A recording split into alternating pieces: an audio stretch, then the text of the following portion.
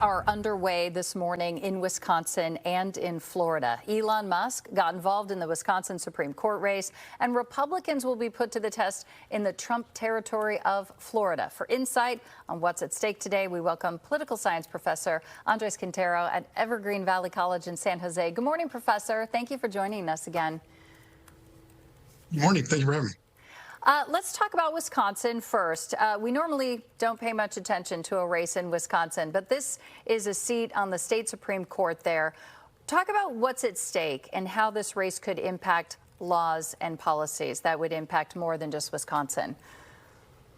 An excellent example of federalism at work here. We have a race that doesn't look like it's connected, but it definitely has an impact. And so Elon Musk and others, obviously on the conservative side, we have folks on the liberal side, like Governor Pritzker and George Soros, who are heavily invested in seeing that the composition of the court either move conservative or stay liberal as it is. And so that's why they're so heavily invested.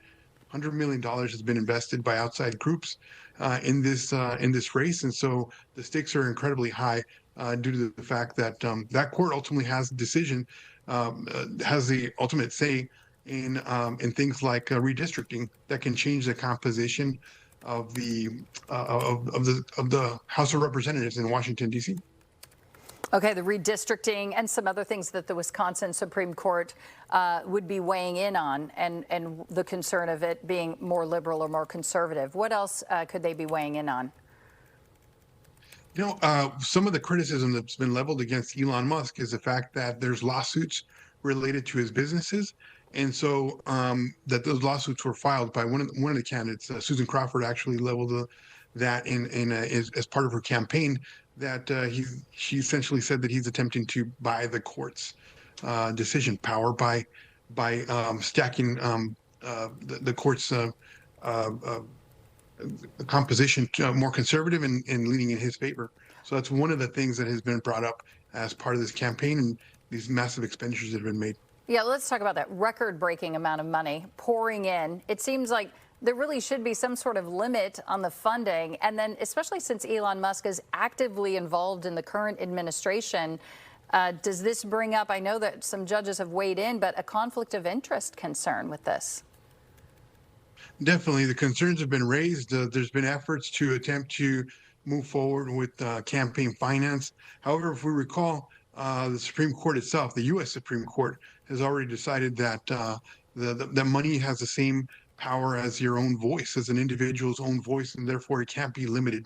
And so that's why people can spend unlimited amounts on political campaigns without any sort of limits.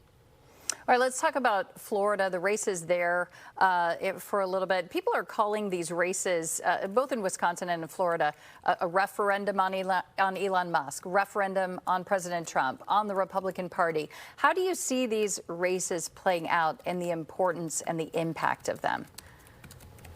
Yeah, this is the first race since November, and so we've seen President Trump and his administration, in part, one of the more high-profile parts of his administration have been DOGE, or the Department of Governmental Efficiency, and their actions and the response, Medicaid, all of those things. So the concern here is more than likely, what is the response going to be in those races? Is the public going to respond by saying back up and not support his candidates, or is the public going to double down and continue to lend support?